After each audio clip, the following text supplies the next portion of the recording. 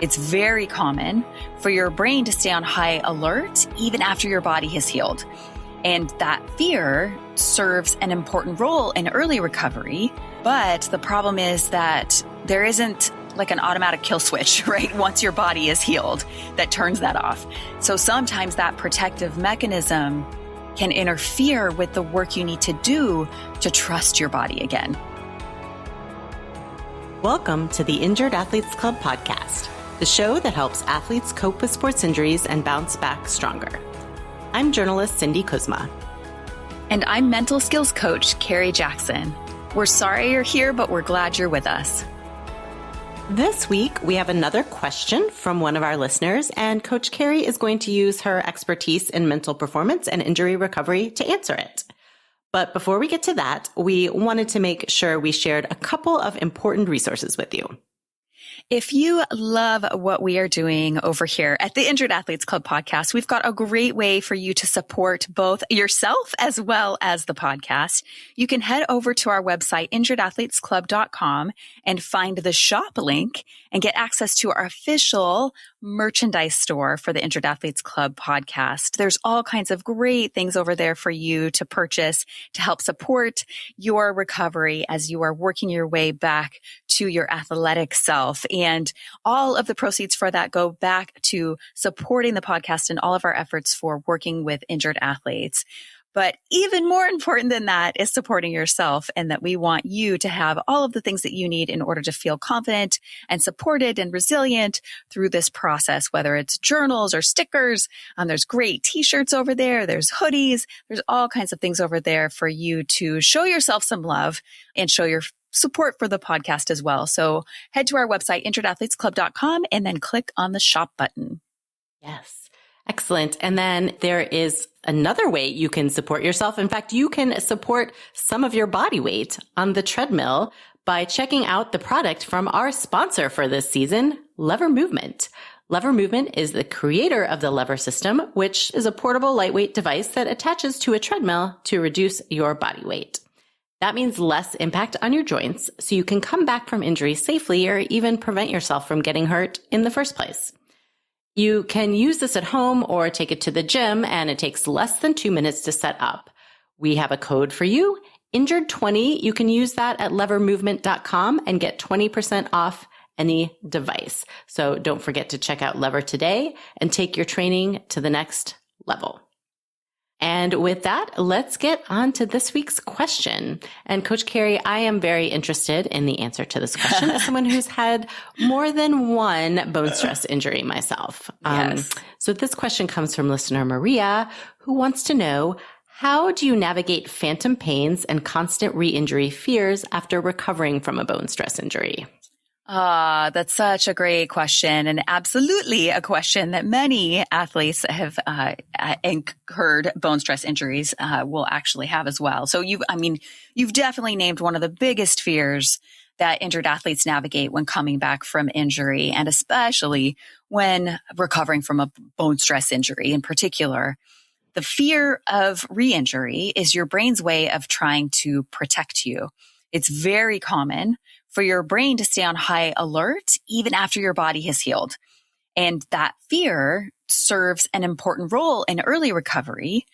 But the problem is that there isn't like an automatic kill switch, right? Once your body is healed, that turns that off. So sometimes that protective mechanism can interfere with the work you need to do to trust your body again. So first, I want you to know that there is nothing wrong with you. It is very normal to struggle with the fear of re-injury. After you've sustained an injury, it's really common to just become hyper-vigilant about feeling pain in that part of your body, really feeling any sensation, but in particular, feeling pain in that part of your body. And when your protective mode goes into overdrive, any sensation in that area can feel like a signal of danger and be interpreted as a threat. And when your brain interprets anything as a threat, it triggers your stress response and gets your sympathetic division of your central nervous system activated so that you're ready to either run or fight for your life. Unfortunately, one of the consequences of triggering your stress response is that it can intensify the pain that you feel. Uh-oh, no good, right? And then here's another kicker.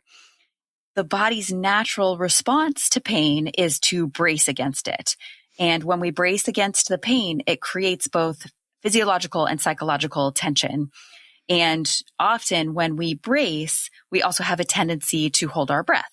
And the problem with this is that when you hold your breath or you're breathing really shallow, it also sends a signal to the brain that you're in distress and will increase the anxiety that you feel. And the increased anxiety can increase the intensity of the pain. So double whammy, like, oh no. So this is why it's like, this is such a critical question and such a great thing to think about of like, how do I work with the natural way that my brain works and help it recognize that I'm okay, I'm safe, and not contribute to intensifying the anxiety or the pain that you're feeling unnecessarily. So in that moment, when you brace against the sensation and trigger your stress response, what you need is to engage your parasympathetic system to help self-regulate. So your body and brain need to get messages of safety, right? So sometimes we're thinking like, oh man, how do I just push through this? Or what's wrong with me? Or you try and suppress it or fight against it, when really what your brain is craving and what your brain is asking for is, I need to feel safe before I'm okay doing this, right? So one of the greatest tools you have available to you 24/7 to be able to self-regulate and reduce that stress response is your breath. Your breath can act as a reset button.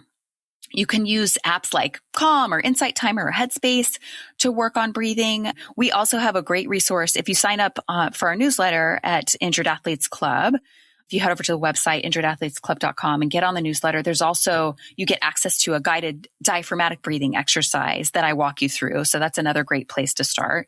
And there's actually additional breathing exercises in our book, Rebound.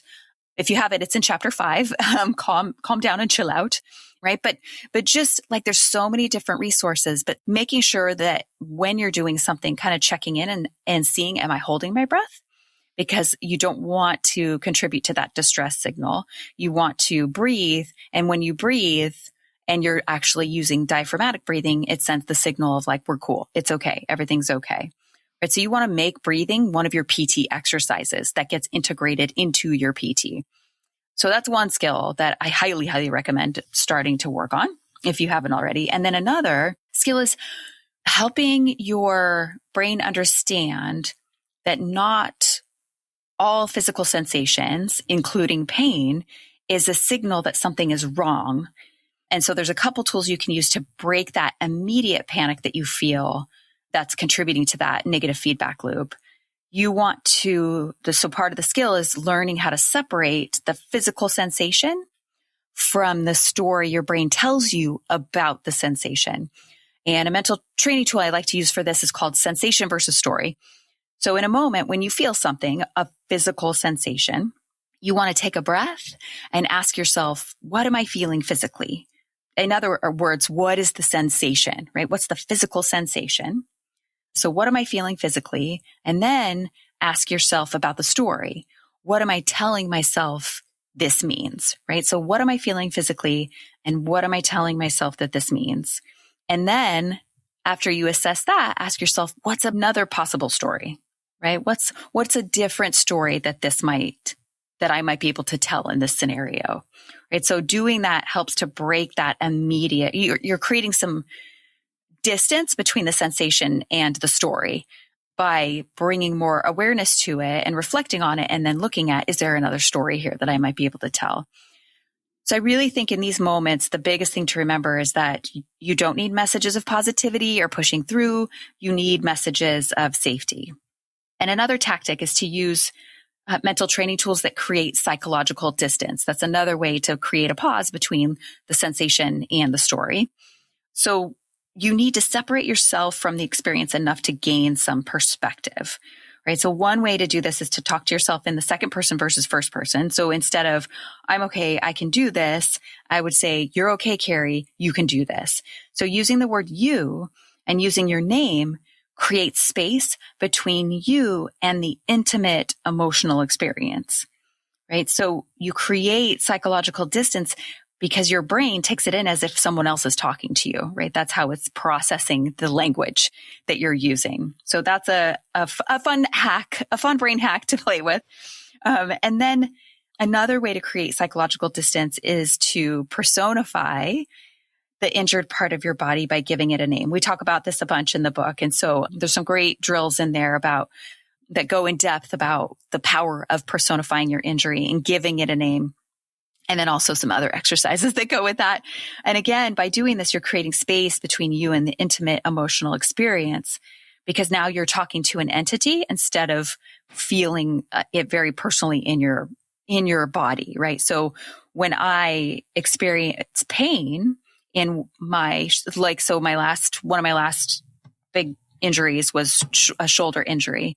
When I would experience pain in that part of my body, I immediately brace. I immediately go to the story of like, oh my God, what does this mean? What's happening? But when I gave my shoulder a name, I can't remember which is which because I had both shoulders injured, but one's Susie Q. And so I'll just say it's Susie Q. So it's Susie Q. Like, Susie Q, what's up? Why are you talking to me? What's going on? It totally creates a different interaction between me and my body when I personify it. So that's another thing you can do to experiment with some psychological distancing to be able to create that space between you and what's happening. So hopefully in there, you've got a couple different tools you can experiment with to be able to navigate that, and just really know that it's really, really common. And part of your job now is to learn how to build that trust back in your body that you feel like has been lost. And you can do it. It takes some deliberate effort.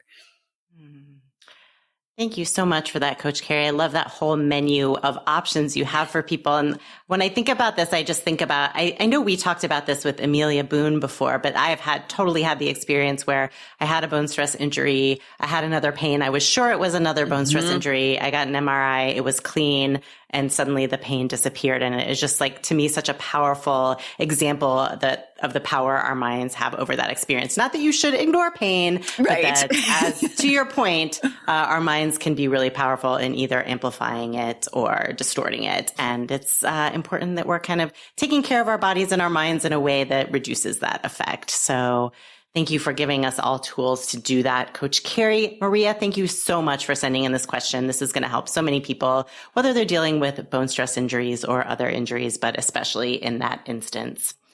Thanks so much to Jeremy Nessel for editing this episode and every single episode of the show, and to Lever Movement, our sponsor for the season, for making the show possible.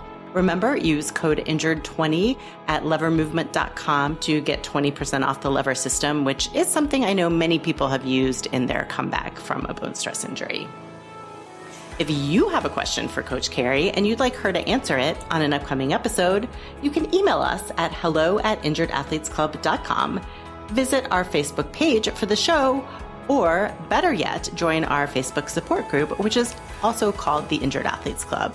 And you know what? I'm going to recommend that you join that Facebook support group, even if you don't think you have a question for the podcast, because there you're going to find answers to questions you didn't even know you had, and support and advice from other athletes who just get it. And Carrie and I hang out there frequently as well. We share wins on Winning Wednesday. We share our feelings on Feelings Friday. And it's really just an incredibly positive place to be on social media, which is rare these days. So come join us there, please. You can get links to that group and to everything else we mentioned in the show on our website, injuredathletesclub.com. We'll see you there.